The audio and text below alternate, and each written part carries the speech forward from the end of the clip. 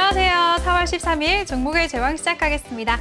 간밤 미증시는 고공행진 이후에 숨고르기 하는 모습으로 3대 지수 일제히 소폭 하락했습니다. 반면에 오늘 우리 양시장 기분 좋게 빨간불 켰는데요. 자세한 마감 상황 화면으로 함께 살펴보시죠.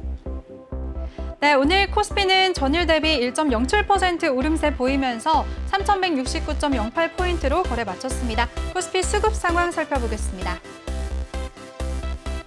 네, 오늘 코스피에서는 기관과 외국인이 동반 매수 우위 보였습니다. 기관이 87억 원, 외국인이 4,441억 원을 순매수했고요. 반면에 개인이 홀로 4,648억 원의 물량을 매도했습니다.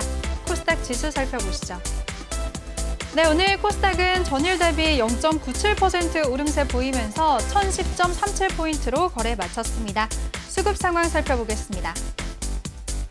오늘 코스닥에서는 개인과 기관이 동반 매수 우위 보였는데요. 개인이 534억 원, 기관이 9억 원의 물량을 사들였고요. 반면에 외국인이 홀로 265억 원의 물량을 정리했습니다. 그럼 오늘도 저희와 함께 하시면서 여러분들의 계좌를 빨갛게 물들여 보시기 바랍니다. 본 방송에서 제공해드리는 정보는 투자 판단에 대한 조언일 뿐 투자 결정과 결과에 대한 책임은 투자자 개개인에게 있다는 점 알려드리겠습니다. 그럼 오늘 함께할 전문가 화면으로 만나보시죠.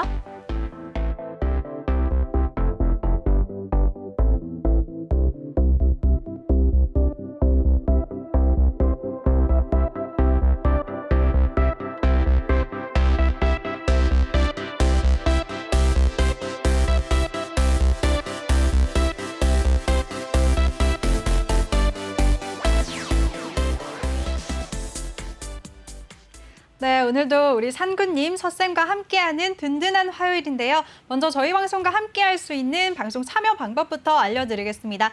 노란톡 오픈 채팅 검색창에 종목의 제왕 산군이라고 검색을 하시거나 아니면 아래 보이는 QR코드 스캔하시면 링크가 뜨는데요. 그 링크 클릭하시면 한 번에 입장하실 수가 있습니다.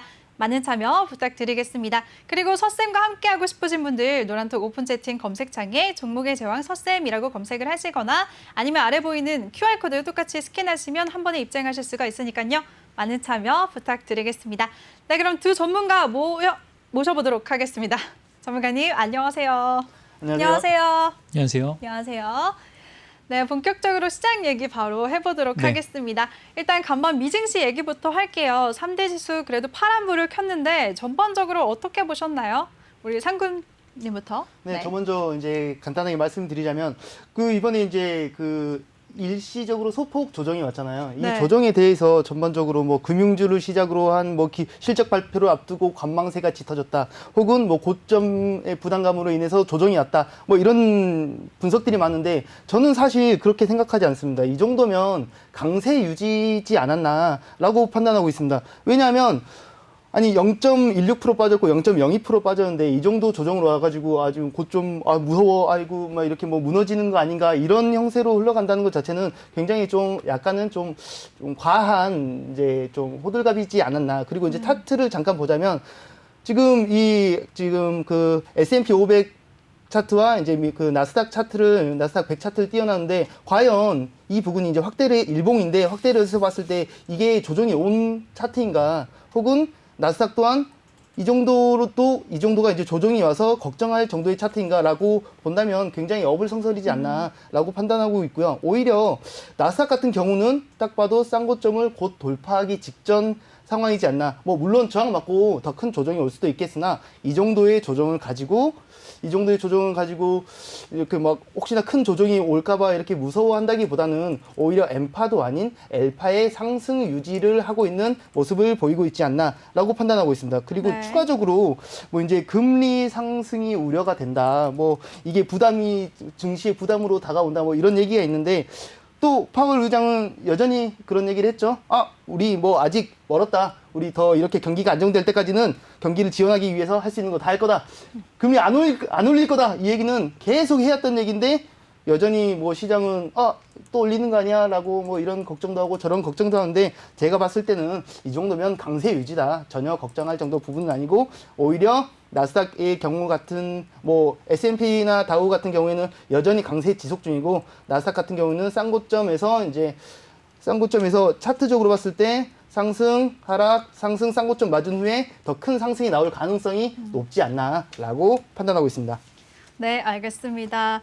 우리 서쌤은 미증 씨 어떻게 보셨나요? 네, 일단 산군 전문가님이 잘 설명을 해주셨습니다. 네. 뭐 이 정도 조정은 조정도 아니라고 보시면 되겠고요. 뭐 일단 아픈 정도로 따지면 이쑤시개로 콕 찌른 정도라고 생각을 해주시면 될 것 네. 같습니다. 사실 지금 표현이 정확한 것 같네요. 네, 다우존스 지수라든가 나스닥 지수, S&P 지수 같은 경우에는 계속해서 고점을 돌파하는 모습을 보이다가 이제는 상승 모멘텀이 조금 부족한 부분이 있습니다. 왜냐하면 실적 발표라는 것 자체가 워낙에 기대치가 높았기 때문에 시장에서는 이제 더 기대하는 게 이제 금리 안정화 또는 더 센 부양책 이런 거에 대한 기대를 하고 있기 때문에 이 기대를 충족시켜줄 만한 이슈는 아직까지는 없다라고 보시면 되겠고요. 이제 발표되는 기업들의 실적이 부담될 수밖에 없고 이제 여기서는 더 갈까 조금 쉬었다 갈까 하는 데 대한 투자자분들의 불안감이 지속될 수밖에 없기 때문에 그러한 부분에서 봤을 때 약간의 눈치 보기 장세가 지속될 것 같다라는 생각이 들고 있고요. 사실 그렇습니다. 1분기에 대한 기대치는 워낙에 높았습니다. 워낙에 코로나19에 대한 기저효과도 있었고요. 사실 반도체 경기에 대한 부분도 있었고 대형 기술주들에 대한 지속적인 부분도 있었기 때문에 그런 부분들은 이미 시장에 반영이 다 된 상태이기 때문에 더 이상의 추가 상승 모멘텀을 기대하기는 조금 부족한 부분이 있다라고 보여지고요. 그렇다고 뭐 시장이 끝났느냐 그건 아닌 것 같습니다. 사실 이런 식으로 횡보하면서 또 고점을 높여가는 그런 모습을 계속 보이고 있기 때문에 그런 부분에서 봤을 때 시장은 순항하고 있다라고 여겨지는 부분이 있습니다. 네, 좋습니다.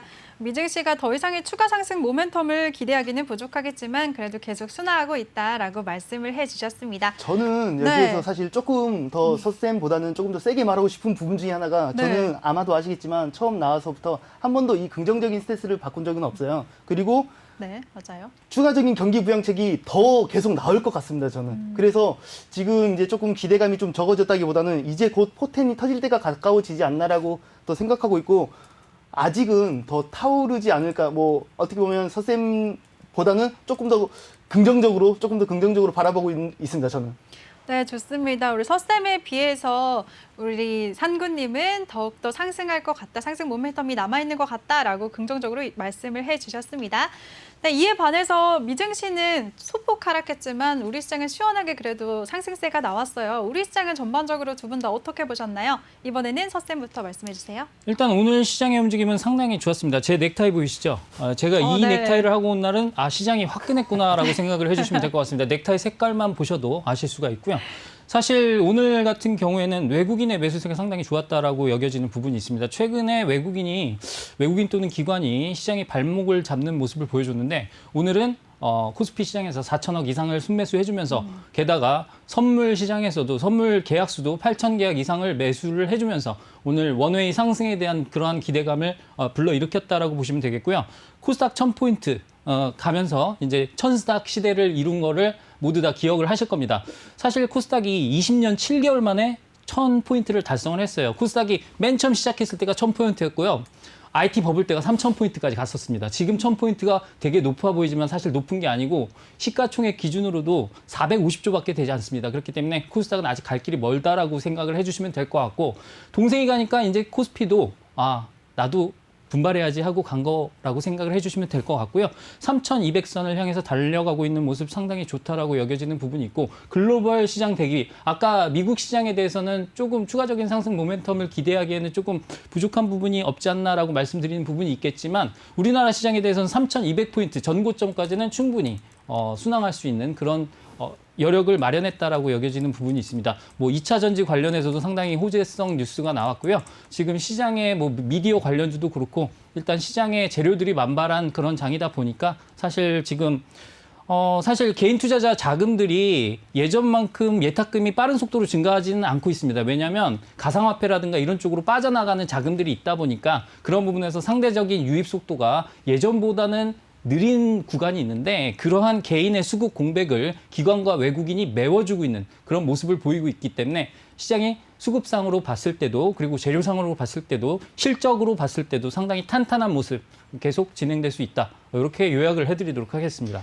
네, 전문가님, 우리 시장 3,200포인트까지 갈 거라고 말씀하셨잖아요. 네. 코스닥도 마찬가지로 어제부터 천스닥이 열렸는데 네. 계속해서 지켜줄까요? 일단은 네. 코스닥 1000포인트에 대한 의미는 아까도 말씀드렸지만 20년 징계원이라는 기간이 있었고요. 사실 종가 기준으로는 그 이후 최초지만 장중 가격으로 따지면 며칠 전에 달성한 적이 있습니다. 몇 달 전이죠. 네. 그래서 달성을 한 직후에 코스닥이 또 추가적인 하락을 줬기 때문에 그런 부분에 실망 매물이 나올 수 있을 것이다라고 예상을 했음에도 불구하고 오늘 종가 기준으로 최고가를 달성했다라는 점 그리고 수급 공백이 생기지 않았다라는 점에서 봤을 때는 추가적인 부분, 진행 부분은 생각하셔도 되겠다 이렇게 정리해 드리도록 하겠습니다.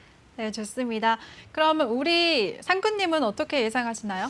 오늘 뭐 네. 평균적으로 1%대 상승은 했죠. 근데 저는 부족합니다.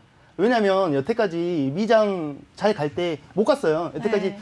횡보를 굉장히 오랫동안 그려왔고 이 정도 상승세로 저는 만족할 수 없다고 보고 있습니다. 더 강한 상승세가 나오리라고 예상하고 있고 사실 지금 이제 연기금이 국내 비중을 늘리기로 1% 더 이제 늘리기로 결정도 했고 그리고 맞아요. 예. 그런데도 여전히 20일째 매도세를 보이고 있어요. 그러니까 전 더 부족한 거죠. 지금 이런 네. 이슈도 있고 이것도 부족하고 국민연금도 이제 지금 8조 6천억 가량의 여유가 생겼는데도 네. 아직 저는 이제 국내 상승에 기여를 아직 좀 덜하고 있다, 못하고 있다라고 보고 있고 지금 이 외에도 이제 많은 호재성 기사들이 많은데도 불구하고 이 정도 상승 부족합니다. 부족하고 이제 전일만 보면은 미 시장은 이제 그 금요일 거래로 봤을 때 굉장히 큰 상승을 가지고 왔었지만 네. 전일 우리 증시는 조금 못되게 말해서 비리비리했었거든요. 어제도 너무 좀 답답했습니다. 뭐 물론 수익은 계속 실현했지만 그래도 제가 원하는 정도의 상승은 부족하다고 보고 있습니다. 그래서 차트만 보더라도 제가 이제 이 차트를 굉장히 오랫동안 자주 그려와서 이제 이미 남아 있는데 지금 일단 그 코스닥을 먼저 말씀을 드리자면 상승, 조정, 상승 돌파하면서 상승, 조정 왔고 이제 재차 이제 1000포인트의 저항을 돌파를 시도하고 있는 모습이죠. 돌파한다면 이만큼의 상승폭, 즉 최소한 못해도 1100포인트에서 1200포인트까지는 무리 없이 상승할 거라고 예상하고 있고 이에 맞춰서 아까 이제 서쌤도 말씀하셨지만 동생이 가니 형도 간다. 이 타이밍에 상승 상승 돌파하면서 저항 맞고 여기서 이제 횡보를 좀 쳤지만 지지받을 자리에서 지지받았고 3200포인트가 이제 중요한 저항 라인인데 이 부분까지는 서쌤도 이래서 무리 없이 갈 거다라고 이제 편하게 말씀해 주셨던 거고 저는 이 3000포인트를 쿨하게 돌파 슈팅까지 나오리라고 예상하고 있습니다. 네, 알겠습니다. 우리 상구님은 우리 시장 아직 시원한 상승이 나오지 않았다. 그리고 지난 방송부터 늘 반복해서 말씀을 해주셨어요. 4월 달은 불타는 장을 기다린다라고 하셨는데 앞으로 더 기대해 보도록 하겠습니다. 그럼 두 분 다 우리 시장 그럼 앞으로 대응을 어떻게 해야 될까요? 말씀 좀 해주세요. 우리 스파이더님이래. 서스님. 네. 네. 일단은 좋아하겠네요. 아까 말씀드린 대로 네. 상군 전문가의 말이 맞는 게 네. 예상보다는 많이 가지 못했다라는 부분에 저도 동의를 하고요. 네. 그 부분에서 아까 제가 힌트를 드렸던 부분이 있습니다. 사실 증시의 자금이라는 건 한정이 돼 있어요. 그래서 증시로 자금이 모여들어야 되는데 그 자금의 지표로 활용되는 게 고객 예탁금입니다. 그래서 예탁금의 증가 속도를 아까 말씀드리면서 가상화폐 시장으로 일부 개인 투자자분들의 자금이 빠져나간 점 그리고 코인 시장의 거래 대금이 증시 자금을 넘어선 점 그런 부분들이 아직 증시의 불쏘시개를 제공을 해주지 못하고 있는 부분이 있다 보니까 사실 저는 그래요. 가상화폐를 투자하시는 분들의 마인드를 점검을 해보면 정말 화끈한 걸 좋아하시거든요. 화끈하죠. 화끈한 걸 좋아하시다 보니까 네. 자 주식 투자를 하신 분들이 만약에 코인 시장을 접근을 했습니다. 하루에 30% 상한선이 있던 걸 보다가 하루에 200%가 움직이는 그 광경을 보다 보니까 이제 이거 재미없어서 못하겠네 하시는 분들이 생긴 거예요. 네. 그러다 보니까 거기에 따른 증시 자금 이탈이 생긴 거고요. 근데 그런 분들은 저는 솔직히 말씀드리면 좀 위로 화끈한 건 아래로 화끈해 줄 수도 있다라는 거 꼭 염두를 해 주셨으면 좋겠고요. 내가 기대한 수익만큼 기대한 손실이 발생할 수 있다는 점을 투자자 여러분들이 꼭 염두에 두셔야 된다라고 당부 말씀을 조심스럽게 드리도록 하겠습니다. 왜냐하면 자산 시장이라는 건 자본 시장이라는 건 한 방향만 있는 게 아니거든요. 그래서 그런 부분들에 대한 경각심을 항상 가지셨으면 한다는 차원에서 말씀을 드리겠고요. 지금 증시에 대해서는 사실 아까 대응 전략을 물어보셨는데 네. 저는 그렇게 생각해요. 일단은 코스피 지수 기준으로 3,200포인트까지는 크게 무리가 없을 거다라고 생각을 하는데 또 역으로 말해보면 너무 빨리 갈 수도 있습니다. 그럼 3,200포인트가 가면 어떻게 할까라는 생각을 해볼 수가 있겠는데 저는 이래요. 사실 3,200포인트를 쉽게 뛰어넘을 만한 증시의 모멘텀은 아직까지는 없다라고 생각을 하고 있습니다.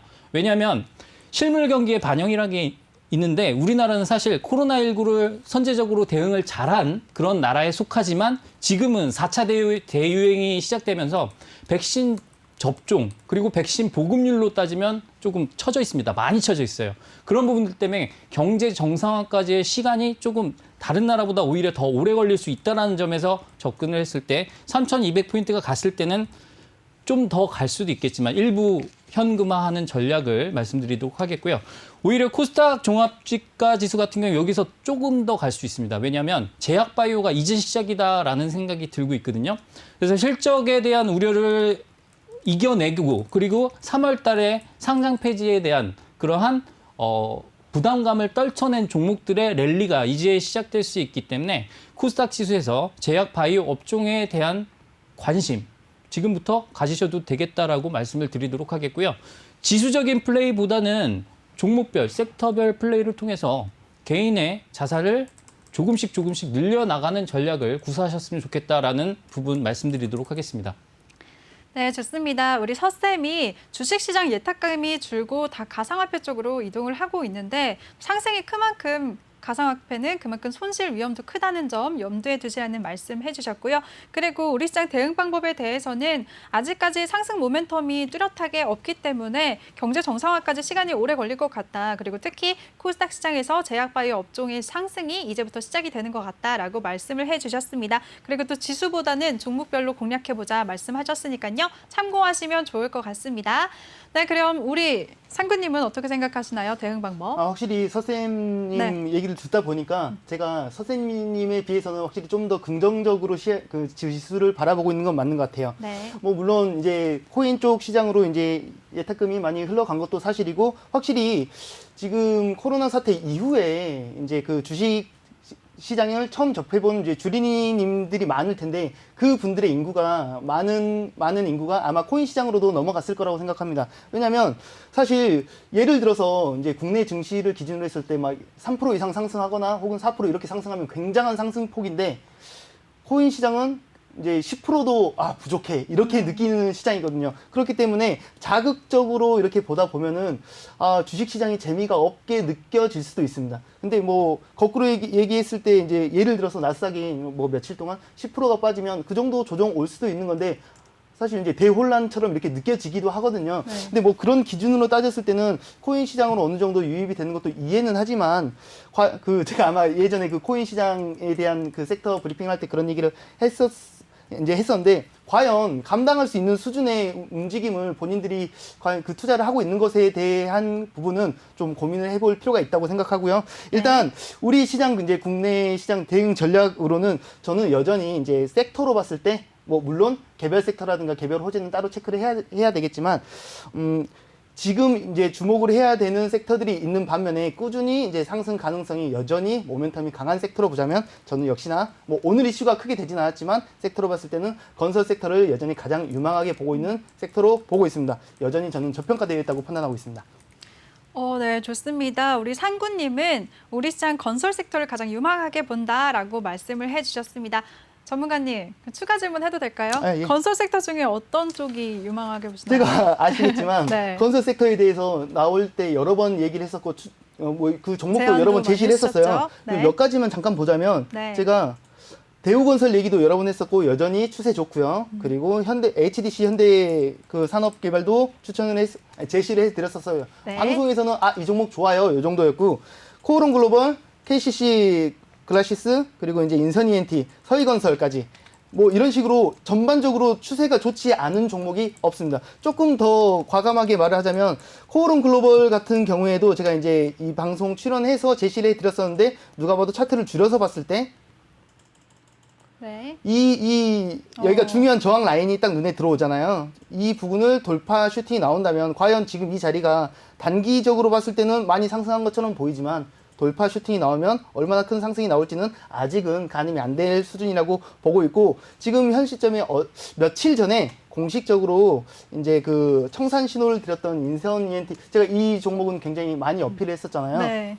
이제 방송에서 많이 폐기물 어필하셨죠. 1등, 지금 이제 점유율 1등 기업이고, 추가적으로 호재들이 너무 많은데, 이 얘기는 제가 너무 많이 해가지고, 조금만 찾아보시면, 제가 이제 왜 이 종목을 그렇게 강력하게 어필했는지에 대한 내용은 금방 찾아보실 수 있을 텐데, 여전히 이 종목도 상승 모멘텀이 충분하다고 생각을 하고 있지만, 공식적으로 수익 청산을 했던 이유 중에 하나가 뭐냐면, 제가 이제 이 종목을 이제 그 노란톡방에서 제시를 드리고 이제 수익률 계산을 해봤더니 이제 네. 41% 정도 수익 실현을 했어요. 아, 근데 네.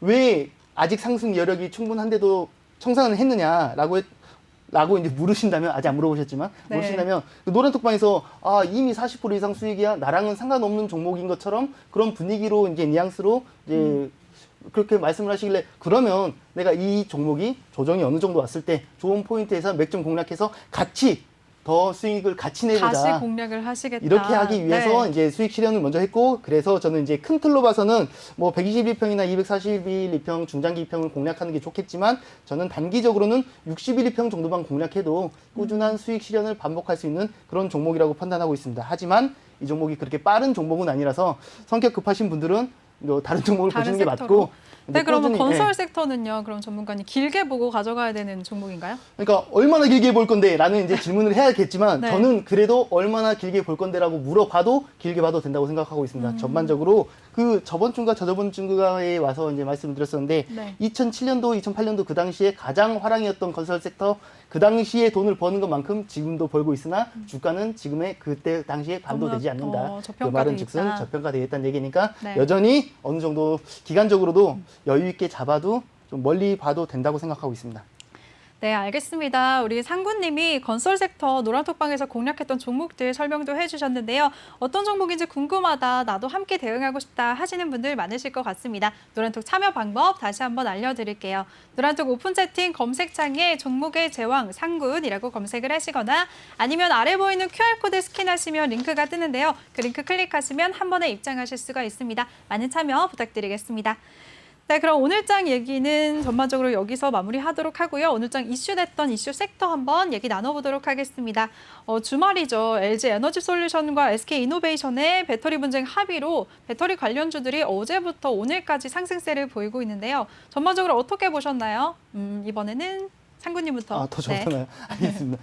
그 단순하게 LG와 SK 두 이제 그 큰 기업의 합의에서 끝난 게 아니라, 미국의 리비안, 그 이제 아마존 회사 이제 자회사로 볼 수가 있는데, 그 회사도 이제 삼성 SDI 배터리 사용 소식까지 이제 겹겹이 이제 행사가 뭐 호재가 연달아 터지고 있다고 보면 되는데, 네. 사실 저는 이것보다는 더 크게 이쪽을 더 집중했던 이유가, 어제 이제 바이든이 이제 그 글로벌 기업들을 화상 연결해가지고 그 네. 회의를 했잖아요. 그래가지고 19개 기업이 19개 기업이 했죠? 모여가지고 네. 이제 화상 통화로 이제 그런 얘기를 했는데, 거기서 저는 좀 이렇게 뭐라지 마음을 울렸던, 뭐 저번 주인가에 제가 나와서 이제 그 반도체 섹터에 대해서 바이든이 국책 사업으로 할 거다 이런 얘기를 좀 많이 했다고 이제 설명을 드렸었는데, 왜 그렇게 됐는지에 대한 설명을 저번 주에 드렸었어요. 디지털 문화로 시대의 흐름이 흘러가고 있으니까, 그래서 이제 반도체에 대한 뭐 국책 사업으로 하겠다 이런 얘기를 했는데, 이번에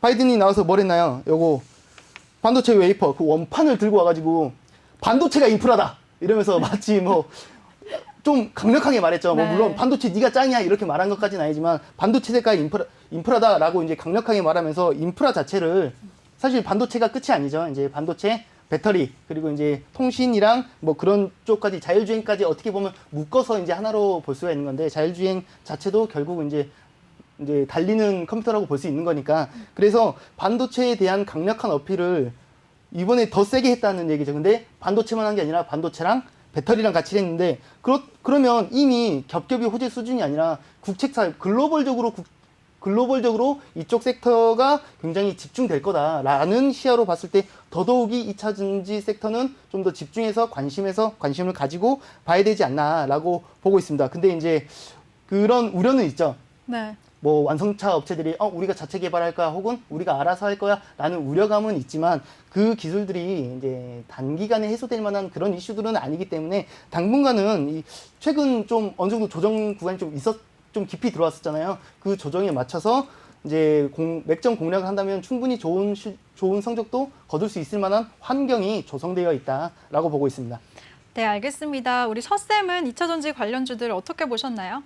네, 일단 뭐 상구 전문가가 다 얘기를 했기 때문에 저희 부가적인 설명만 드리도록 하겠습니다. 네, 알겠습니다. 뭐 SK 이노베이션과 LG 화학에 대한 소송 문제는 시청자 여러분들도 다 알고 계셨던 부분입니다. 이제 바이든의 거부권을 하루 앞둔 상태에서 극적으로 합의했다라는 건 사실은 예정된 수순이었다라고 보시면 될 것 같아요. 금액도 아주 기가 막히게 맞췄죠. 1조, 어느 쪽은 1조 달러, 어느 쪽은 3조 달러, 뭐 이렇게 하다가 2조로 합의를 했다라는 건 죄송합니다. 극적인 합의를 네. 봤다 이렇게 보시면 될 것 같고요. 사실 미국의 정책과도 결부되는 그런 부분을 생각해 보실 수가 있을 겁니다. 예를 들어 생각을 해보세요. 만약에 SK 이노베이션이 그 합의가 안 돼서 만약에 거부권 행사로 인해서 그 사업을 미국에서 철수를 한다라고 생각하면 그만큼 미국의 일자리가 없어지는 겁니다. 그럼 네. 인프라 투자와 관련된 부분에 위배되는 그런 정책을 펼치는 거죠. 그러니까 바이든 정부 입장에서는 그거를 놔둘 수가 없었습니다. 그렇기 때문에 2조의 합의를 한 것은 예정된 수순이었다라는 거고, 사실 SK 이노베이션의 그러한 주가를 보더라도 그런 부분을 예상을 하셨을 수 있을 겁니다. 왜냐하면 외국인 매수세가 계속 들어온 부분이 있거든요. 그런 부분을 봤었을 때는 이제 합의를 통해서 어느 정도 사업의 안정성을 추구할 수 있다라고 여겨지는 부분이 있고요. 다만 이제 SK 이노베이션 입장에서는 그 2조에 대해서 어떻게 지급을 하느냐에 대한 문제가 있는데 현금성 자산이 부족하기 때문에 그런 부분을 이제 자회사 SKIT를 상장을 시켜서 그 자금을 조달한다거나 아니면 분납을 한다거나 이런 계획은 다 세워놨기 때문에 이제는 미국 공장에 투자를 어느 정도 더 진행을 해서 추가적인 캐파를 만들어낼 것에 대한 싸움이 될 거다라고 예상이 되는 부분이 있고요. 다만 SK 이노베이션 측면에서는 너무 파우치형에만 집중돼 있기 때문에 예전에 그 폭스바겐의 사태에서 보실 수 있다시피 이제 원통이라든가 각형에 대한 추가적인 그러한 연구 개발이 필요한 부분이 있다라는 부분이 있고요. 그리고 오늘 현대차 측에서도 삼성 SDI와 원통형 배터리를 개발하겠다라는 그러한 뉴스를 냈는데 이거 사실 대단한 거거든요. 왜냐하면 거죠. 예. 삼성과 현대가 같이 간다? 이거 옛날에 상상도 못할 일이었습니다. 그래서 이런 부분에서 봤을 때 우리나라 기업들이 이제는 감정적 싸움에서 벗어나서 정말 초인류적인, 우리나라를 위한 그런 결정을 하는구나라고 생각을 해주시면 될 것 같고 이러한 부분에서 봤을 때 2차 전지 섹터에 대한 관심은 계속적인 부분이 필요하다라고 여겨지는 부분이 있습니다. LG화학, 삼성 SDI, 그리고 SK 이노베이션까지 오늘 주가 상승세를 본다면 얘네들 정말 대단한데 시총상위주들이 이렇게 오를 수 있는 거야라는 부분이 있었습니다. 특히 SK 이노베이션 같은 경우에는 SK그룹의 지배구조 개편과도 관련된 이슈가 있었고요. 그런 부분을 봤을 때 SK그룹의 변화 이런 부분들 체크해 보셔야 된다. 이렇게 정리를 해드리도록 하겠습니다. 조금 전에 선생님이 말씀해 주셨잖아요. 예전에는 네. 상상도 할 수 없었던 SK와 현대와 삼성의 협업 이런 부분들이 제가 이제 국내 증시를 더 긍정적으로 바라보는 네. 이유 중에 하나예요. 제가 정말 누누이 언급했지만 5글자로. 다섯 5글자로 글자로 뭐라고 하죠? 뭐라고 하죠? 적과의 동침. 그렇죠. 예전에는 나 혼자 해먹을 거야 이랬다면 요즘 빅테크 기업들은 야 네. 우리 같이 미래 먹거리 사업 해먹자 이런 추세로 흘러가고 있기 때문에 그래서 더더욱이 우리 증시는 밝다라고 생각하고 있습니다. 네, 좋습니다. 두 분 다 2차 전지 쪽 섹터 앞으로 전망이 밝다라고 말씀을 해주셨는데요. 또 삼성 SDI 같은 경우에는 오늘 또 미국의 전기차 스타트업 기업인 리비안에 전기차용 배터리를 공급한다는 소식까지 또 호재가 되면서 3대 지수 일제히 다 상승을 했어요. 그럼 두 분은 이 3대 장주, 이 셋 중에 어떤 종목이 가장 유망하다고 보시나요? 그게 궁금한데요. 이번에는 서쌤부터. 저는 지난번에 2주 전인가요? 3주 전인가요? 제가 그때도 말씀드렸다시피 삼성 SDI를 제일 좋게 보고 있다라고 말씀을 드렸는데 네. 왜냐하면 일단 원통형 배터리 그리고 중소형 전지에서 특화된 부분 이런 부분을 생각했을 때도 그렇지만 이제 그 배터리 셀에 계속해서 발전 단계가 있는데요. 최근에 신기술에 집중을 하고 있는 부분 생각을 하실 수가 있겠다라고 말씀을 드릴 수가 있겠고 아까도 말씀드렸지만 현대차와의 협업 부분이 상당히 큰 의미가 있다라는 겁니다. 그리고 지금 삼성의 기술력으로 봤을 때 여태까지 다른 데 비해서 처져 있던 그런 분야가 배터리 분야밖에 없거든요. 그래서 이제 LG화학 그리고 LG화학을 따라잡기 위한 그런 노력들이 진행될 거기 때문에 그러한 부분에서 봤을 때 그리고 삼성이 추가적으로 지난번에 말씀드렸지만 폭스바겐과 관련돼서 각형도 추진하고 있는 부분이 있어요. 젠5라고 해가지고 그런 부분들을 여러 가지로 따져본다라고 한다면 삼성 SDI 쪽이 제일 많은 투자와 그러한 부분들이 선행될 것이다라고 여겨지는 부분이 있습니다. 네, 좋습니다. 우리 서쌤은 2차 전지주들 중에서 지난번부터 삼성 SDI가 가장 유망하다라고 말씀을 해주셨는데요. 현대차와 협업 이슈도 있고 또 각형 배터리 개발 추진 소식도 있기 때문에 삼성 SDI 쪽으로 유망하게 보자라고 말씀을 해주셨습니다. 우리 서쌤과 함께하고 싶으신 분들 노란톡방 참여 방법 알려드릴게요. 노란톡 오픈 채팅 검색창에 종목의 제왕 서쌤이라고 검색을 하시거나 아니면 핸드폰 카메라로 아래 보이는 QR코드 스캔하시면 한 번에 입장하실 수가 있습니다. 많은 참여 부탁드리겠습니다. 네, 그럼 상근님은 어떻게 생각하시나요? 네. 저는 2부에서 말씀드리겠습니다. 오. 왜냐하면 오늘 그 종목 제시할 종목이 여기 들어가 있기 때문에 아, 정말요? 세 종목 중에 한 종목을 오늘 제시하실 건가요? 뭐 네. 그럴 계획입니다. 오, 네. 계획인데 기대가 되네요. 뭐 아닐 수도 있고요. 아닐 수도 있는데 지금 설명해 버리면 2부에서 제가 이제 좀 또 가만히 앉아 있어야 네. 되니까 그것보다는 2부에서 추가적으로 제가 왜 이 종목을 들고 왔는지에 대한 부가적인 설명이랑 같이 한번 이제 말씀드리도록 하겠습니다. 네, 미스터리로 좋습니다. 2부 한번 기대해 보도록 하겠습니다. 그리고 또 밑에 쪽에 있는 2차 전지 소부장주들도 있잖아요. 이 소부장주들은 어떻게 보시나요? 좀 유망한 종목들 있을까요? 뭐 서쌤? 일단은 네. 장비로 말씀을 드릴게요. 장비 네. 같은 경우에는 2차 전지 장비들은 사실 디스플레이 장비 하던 애들이 내려온 거라고 생각을 해주시면 될 것 같아요. 네. 왜냐하면 디스플레이 장비가 잘 안 됐기 때문에 디스플레이가 잘 안 된 이유는 중국한테 뺏겼기 때문이죠. 중국이 LCD 저가 공세를 하면서 그 장비들을 다 쓰지 못하기 때문에 그런 부분들이 내려와서 2차 전지 장비를 이루고 있기 때문에 장비 쪽에서는 집중할 부분이 이노메트리라든가 하는 엑스레이 검사 진단 장비 쪽이 제일 유망할 것 같고요. 그다음에 소재 같은 경우에는 사실 두루두루 많이 쓰이는 부분이 있습니다. 그리고 그 전기차의 침투율을 따졌을 때 우리가 침투율이라는 건 신시장에 뭔가가 침투를 해서 그 점유율을 갉아먹는 걸 얘기하거든요. 예를 들어서 전기차 침투율이라는 건 예전에 기존에 가솔린 디젤 차량이 있던 그 시장을 전기차가 몇 %를 점유해 나가는지를 따진 거라고 생각을 해주시면 될 것 같고 지금 뭐 3, 4% 정도의 침투율밖에 이룩하지 못하고 있습니다. 통상적으로 봤을 때 발전 속도를 보면 침투율이 10%까지는 시장이 엄청나게 급속도로 성장을 하거든요. 그러면 아직까지 많이 남았잖아요. 10%까지 성장을 한다라고 했을 때는 그 성장 속도가 상당히 뛰어날 거다라고 생각이 들고 그렇게 된다면 아무래도 소재라든가 이런 부분들이 많이 들어갈 거라고 생각을 하고 있습니다.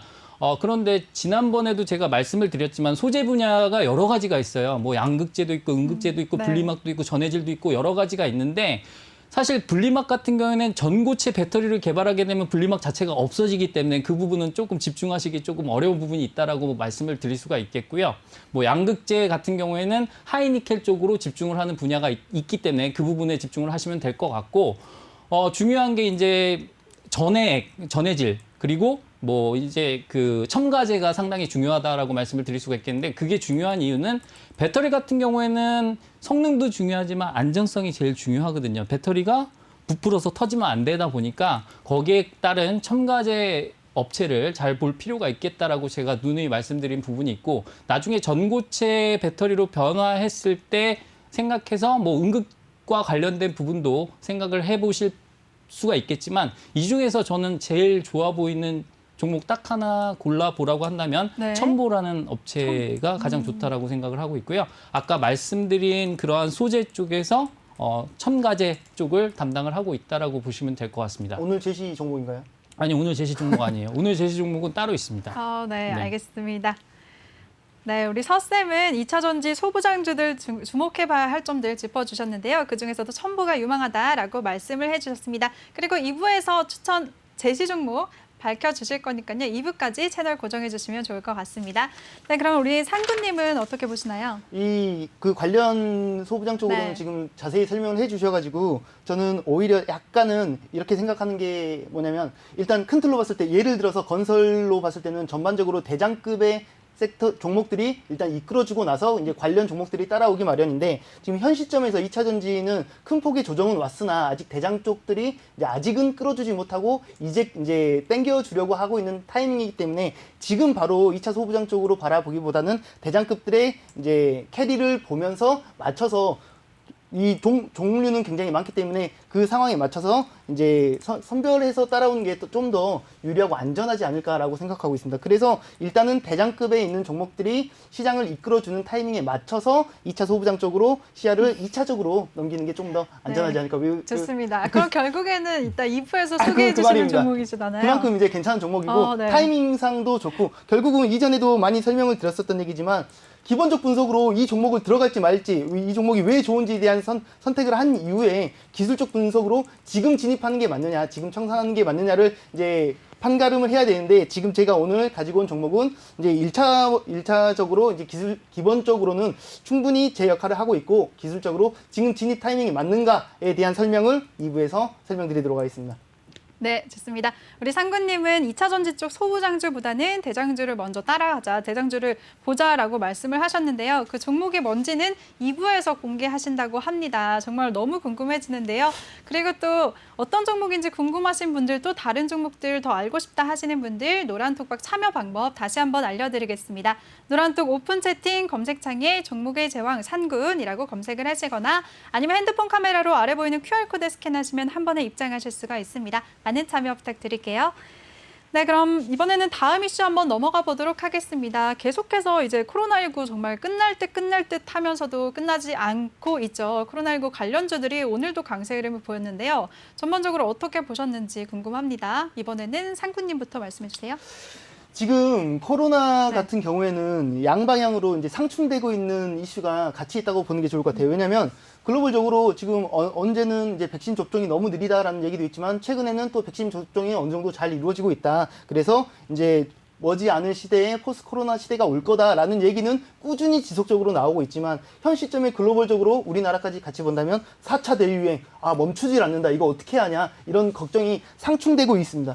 그래서 저번에도 나와서 말씀을 드렸었지만 그 백신 여건이 나왔다는 것 자체가 일단 단기간에 잡힌다고 볼 수는 없습니다. 단기간에 절대로 잡힐 수는 없으나 이 확산세를 천천히 가느냐, 더 이상 확산세가 이제 누그러드느냐, 누그러들지 않느냐, 이 확산세를 어떻게 이제 잠식시킬 거냐에 대한 이제 논의가 끊임없이 이제 이루어져야겠죠. 그래서 지금 현재 우리 국내 정부 같은 정부 입장에서는 자가진단 키트 쪽으로 지원을 하겠다. 그리고 백신 개발 쪽으로 이제 지원을 하겠다. 몇백억 단위의 이제 지원을 하겠다라는 이슈가 되면서 최근 다시 이제 코로나 관련 종목 섹터들이 이제 재조명을 받고 있는데 약간 이렇게 이제 걱정되는 부분 중에 하나가 여전히 뭐 코로나 종식은 오긴 올 거야. 점차 이제 확산세를 줄여 나갈 거야. 결국 이런 조치를 하는 것 자체가 그 확산세를 줄여 나가기 위한 조치들인데 근데 결국 이 조치가 먹히게 되면은 확산세가 줄어들면서 이 관련 이슈들은 점차 이 재료들이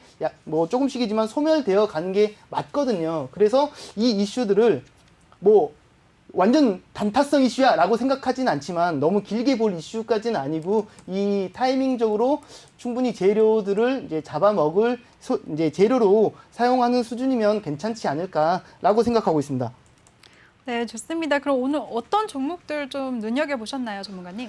사실 저는 오늘 네. 저희 이제 노란톡방에서 이제 제시를 드리고 수익 실현을 했던 종목은 사실 이트론이라는 종목으로 네, 이제 오늘 많이 올랐죠. 수익 실현을 했는데 오늘 결국은 이제 상한가를 이제 기록했습니다. 이 종목은 사실 이제 러시아 백신이 어디였더라? 그 이제 인도에 이제 사실상 이렇게 납품하기로 했다. 사실상 승인했다라는 네. 소식이 이제 초강세를 보였는데 꼭 이 종목은 지금 이제 인도 백신, 러시아 백신, 인도 이런 빨로 이런 이슈로 이제 상승을 했는데 네. 이 이외에도 전반적으로 대부분 이 백신 쪽도 그리고 이제 그 뭐죠? 갑자기 생각이 안 나네. 진단 키트요? 진단 키트까지 네. 이제 자가 진단 키트 쪽까지 가지고 전반적으로 강세를 보인 맞아요. 이 바이오 섹터들이 굉장히 많아요. 진원생명과학도 나노인텍도 굉장히 이제 강세를 보였는데 네.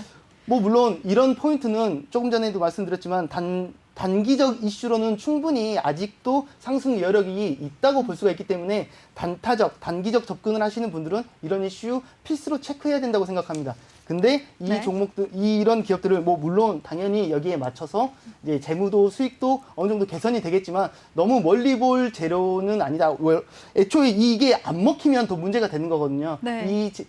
이런 지원들, 이런 이슈들로 결국은 확산세를 줄여 나가기 위한 그런 이슈들이기 때문에 결국은 이 확산세가 줄어져 나가는 그림으로 이어질 가능성이 높기 때문에 너무 멀리는 말고 이제 단기적으로 단기적 보자. 이슈 정도로 단타성 이슈까지는 아니지만 단기적 이슈 정도는 이제 받아들이고 단타성과 단기적의 차이는 뭘까요? 뭐 물론 기준의 차이지만 네. 제 기준에서는 이제 초단타 개념은 이제 하루 정도 보는 개념으로 보고 있고 단타적 개념은 일주일 정도, 단기적 개념은 한 달 정도, 스윙적 개념은 이제 3달 정도. 아, 네, 그리고 이제 어렵네요. 중기적은 6개월. 이제 제 기준에서 6개월 그게 이상이 정해진 이상이로. 건가요? 전문가님이 정하신 건가요? 제 기준인 겁니다. 어, 뭐 네. 물론 장기에 대한 기준이 뭐 검색해 보면 다 나오시겠지만 네. 어느 군데 어디에서는 뭐 1년 이상 혹은 5년 이상을 장기라고 말하는 사람도 있고 네. 단타도 스캘핑, 초단타, 단타 이런 식으로 개념이 많이 갈리는데 저는 이게 좀 말하기 편하게 하기 위해서 초단타는 오늘 데일리 오늘 내로 끝내는 수준을 말하고 있고 네. 단타가 이제 일주일 이내, 단기는 한 달 이내 이런 식으로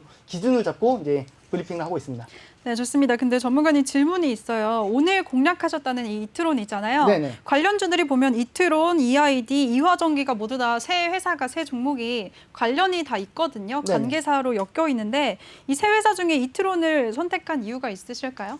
주요 저항 라인을 돌파하는 모습을 보고 진입을 한 거예요. 지금 보면 지금 지지받을 자리는 맞았습니다. 지지받을 자리는 맞았지만 하지만 이런 종목 같은 경우는 이슈발로 움직이는 경향이 크기 때문에 이런 이슈가 떴지만 바로 진입한 건 아니고 지금 주요 이평선인 60일 이평 돌파하는구나. 이 돌파 맞아? 저항 맞는 거야, 돌파하는 거야. 이 타이밍에 돌파 슈팅 타이밍에 이제 맥점 공략을 해서 진입을 했던 거죠. 뭐 물론 다른 종목도 어떻게 보면 비슷하게 보일 수 있겠지만 제 눈에 가장 먼저 들어왔던 종목이라서 공략을 했을 수도 있고 아니면 뭐 이 정도 이슈라면 충분히 더 강세 유지를 할 수 있을 거라고 생각했기 때문에 공격적으로 초단타 진입해서 수익 실현을 했던 종목입니다. 네, 좋습니다. 우리 상구님은 코로나19 관련주들은 단기적으로만 보자라고 말씀을 해주셨고요. 오늘 관련해서 이트론으로 노란톡방에서 큰 수익을 얻으셨습니다. 시청하시는 분들, 나도 저 방에 들어가고 싶다 하시는 분들이요. 노란톡 오픈 채팅 검색창에 종목의 제왕 산군이라고 검색을 하시거나 아니면 핸드폰 카메라로 아래 보이는 QR코드 스캔하시면 한 번에 입장하실 수가 있습니다. 많은 참여 부탁드리겠습니다. 네, 그럼 서쌤은 어떻게 보셨나요? 코로나19 관련주들. 네. 네, 일단 과거를 되새겨 보면 네. 코로나19 관련주는 어느 날은 백신 관련주, 어느 날은 진단 관련주, 어느 날은 치료제 이렇게 움직인 경향이 있었습니다. 오늘처럼 다 같이 움직인 적은 없거든요. 그러면 이러한 현상을 봤을 때 투자자 여러분들이 왜 그런지를 생각을 해보셔야 될 것 같은데 오늘 움직인 종목들의 특징들을 살펴보면 일단 진단키트 같은 경우에는 정책 공약이 있었다라고 보시면 될 것 같고요. 오세훈 시장 같은 경우에는 자가진단이라든가 신속진단키트에 대한 얘기를 많이 했습니다. 거기에 관련돼서 유유제약이라든가 나노엔텍 그리고 휴마시스 같은 종목들이 계속해서 강세를 보인 부분이 있고요. 유유제약, 나노엔텍 같은 경우에는 상한가에 가는 모습까지 보였죠. 그래서 그런 부분 생각해 주시면 될 것 같고 백신 관련주는 여러분들이 상당히 조심하셔야 될 부분이 뭐냐면 옛날에는 화이자 관련주, 모더나 관련주, 무슨 관련주 이렇게 해서 움직였는데 지금은 사실 아스트라제네카에 대한 불신 자체가 있기 때문에 차라리 우리나라에서 개발하는 백신을 기다리자라는 그러한 투자자들의 스탠스가 있는 부분이 시세에 반영이 되고 있습니다. 그래서 일단 유바이오로직스라든가 아니면 SK바이오사이언스 이런 종목들의 움직임이 상당히 좋았다라는 건 그리고 제넥신 이런 종목들의 움직임이 좋다라는 건 조금 오래 기다리더라도 우리나라에서 자체 개발한 백신을 기다려보자라는 그러한 투자 심리가 반영됐다라고 보시면 될 것 같고요. 지금 사실 진단키트 관련해서는 워낙에 실적에 비해서 많이 빠졌던 부분이 있습니다. 왜냐하면 백신이 이제 접종이 완료되면 진단키트 필요 없잖아. 이렇게 된 부분이 있기 때문에 시즌을 필두로 해서 진단키트 관련주들의 상승세가 다시 나오고 있다라는 점에서 봤을 때 제가 그런 부분들과 관련해서 아까 바이오 관련주들을 얘기를 했잖아요. 지금 진단키트라든가 코로나 관련주 이런 부분들 자체가 베이스는 바이오를 베이스로 하고 있고요. 그리고 AACR이라든가 이런 거대한 그러한 이벤트까지 덧붙여져서 그리고 저가 메리트까지 부각이 되면서 그런 부분들이 동시다발적으로 진행이 되고 있다라고 보시면 될 것 같습니다. 다만 아까 상군 전문가가 얘기한 대로 지금 단기적 입장에서 접근하는 게 저도 좋다라고 생각을 하고요. 그 기간에 대해서는 상대적인 개념입니다. 만약에 내가 하루살이에요. 그러면 하루짜리 투자는 평생 투자잖아요. 그렇죠. 그러니까 네. 그런 개념으로 접근을 하신다고 한다면 각자만의 그러한 개념들이 있을 겁니다. 나는 조금 성급한 투자자다. 그러면 정말 오늘 하루가 단기가 되겠고요. 아니면 내가 조금 느긋하다라면 2, 3주 기다릴 수 있어. 그러면 그게 단기가 되는 거기 때문에 거기에 대한 기준을 정하는 것은 중요하지 않다라고 생각을 하고 있고요. 제가 계속 말이 조금씩 빨라지는데 상군 전문가가 2부에서 공개할 그 종목이 궁금해서 제가 말이 빨라지고 있거든요. 그럼 공개하지 않겠습니다. 천천히 하세요. 네, 천천히 하도록 하겠습니다. 그래서 어차피 제가 빨리 한다고 해서 방송이 일찍 끝나지는 않으니까 그냥 천천히 얘기하도록 하겠습니다. 네. 종목이 궁금하긴 합니다. 하지만 계속해서 드릴 말씀을 드리면 네. 일단은 아까 말씀드린 대로 진단키트라든가 코로나 백신이라든가 이런 부분들은 선별적인 접근이 상당히 중요하다는 거. 그리고 투자자 여러분들이 제가 아까 말씀드렸던 그런 현상에 대한 이해가 있어야 됩니다. 모더나 관련주, 야 모더나가 좋대더라고 확 몰려가고 화이자가 좋대더라고 확 몰려가고 이런 투자를 지양하셔야 되고요. 지금은 딱 현상을 분석하고 진단키트에 대한 수요가 늘겠네. 그럼 얘네들이 많이 빠졌으니까 저가 메리트가 있네. 이러한 조금 입체적인 투자 마인드를 가지시는 게 어떨까 하고 생각을 하고 있습니다. 제가 서쌤이다 보니까 아무래도 조금 꼰대 기질이 있나 봐요. 그래서 이런 말씀들을 계속 당부 말씀을 드리는데 정말 용감한 투자자분들은 저 같은 사람 되게 싫어합니다. 쟤는 뭔데 하지 말래. 너 때문에 못했잖아. 이렇게 하시는데 그게 아니라 일단은 내 자산을 지켜내는 게 투자에서 이기는 지름길이다라는 거 먼저 말씀드리도록 하겠습니다. 네, 좋습니다. 우리 서쌤은 코로나19 관련주들 선별적인 접근이 중요하다라고 말씀을 하셨고요. 투자할 때 리스크 관리도 중요하다라고 말씀을 해주셨어요. 그래서 전문가님, 서쌤님, 네. 코로나19 관련주들, 진단키트 관련주들 상승세 계속 나오고 있다라고도 말씀을 하셨잖아요. 오늘 나노엔텍 같은 경우에도 상한가를 기록하면서 크게 올랐는데 이런 종목 같은 경우에는 지금 따라가도 될까요? 일단은 나노엔텍이 상한가를 간 이유는 SD 바이오 뒤에 거는 생각이 안 나는데 그쪽에 지분을 갖고 있기 때문이고요. 네. 사실 그런 부분들은 개별적인 재료잖아요. 그렇기 때문에 오늘 나노엔텍을 샀다라고 하면 살 수가 없습니다. 왜냐하면 갭으로 상승을 했다 보니까 개발하고 나서 사는 건 의미가 없잖아요. 네. 사실 저는 그렇게 생각해요. 시젠, 휴마시스, 랩지노믹스 이런 종목들 자체가 실질적인 수혜주라고 보고 있고 걔네들을 차트 분석을 통해서 기술적으로 접근하는 게 좀 더 좋다라고 생각을 하고 있습니다. 자, 예를 들어서 설명을 드리도록 하겠습니다. 네. 제가 좋아하는 종목 중에 휴마시스가 있는데 네. 얘는 죄송합니다. 네, 휴마시스.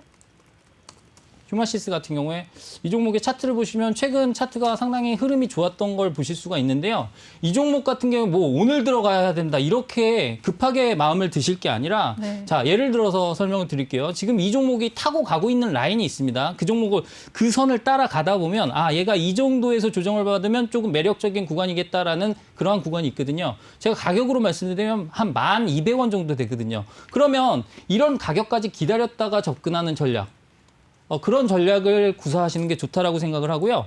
안 주면 말지라는 생각으로 접근을 하셔야 좀 더 안정적인 수익을 내실 수 있습니다. 왜냐하면 종목이 이거 하나뿐만 아니거든요. 오늘 휴마시스 못 샀으니까 나는 주식 투자를 망했어. 네. 이렇게 생각하시는 분들이 많은데 그건 진짜 혼자만의 착각일 뿐이고요. 종목은 정말 많습니다. 2,000개 넘는 종목들이 있고요. 그 종목들마다 가격을 줄 때가 있기 때문에 조금 느긋한 마음으로 내가 사고 싶은 종목 말고 남들이 사고 싶어 할 만한 종목을 기다리시는 게 좋겠다. 이렇게 설명을 드리도록 하겠습니다. 네, 좋습니다. 우리 서쌤은 무조건 상승했다고 그냥 따라가지 말고 차트를 보고 기술적으로 보고 접근하자라고 말씀을 해주셨습니다.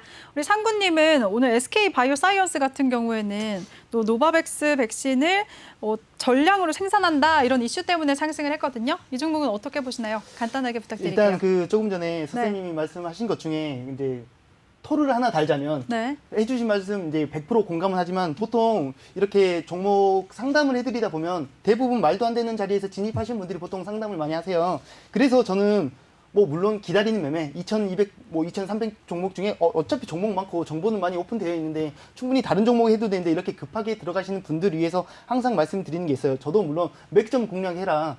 아니 왜 그 타이밍에 들어가느냐라고 말은 하지만 그래도 공격적으로 이제 진입을 하시는 분들께 항상 말씀드리는 게 본인이 초기에 진입하는 목적에 대해서 생각을 하고 본인이 얼만큼 수익을 내기 위해서 들어갔는지 혹은 컷은 어디 잡았는지, 손절가는 어디 잡았는지에 대한 기준이라도 제대로 잡고 진입을 하셨으면 좋겠다고 항상 말씀드려요. 왜냐하면 이런 네, 이제 마무리해야 될 것 같습니다. 알겠습니다. 상근님, 천천히 못다한 하겠습니다. 얘기는 2부에서 다시 알겠습니다. 이어가도록 하겠습니다. 네, 본 방송에서 제공해드린 정보는 투자 판단에 대한 조언일 뿐 투자 결정과 결과에 대한 책임은 투자자 개개인에게 있음을 알려드립니다. 그럼 2부에서 다시 찾아뵙도록 하겠습니다. 채널 고정해주세요.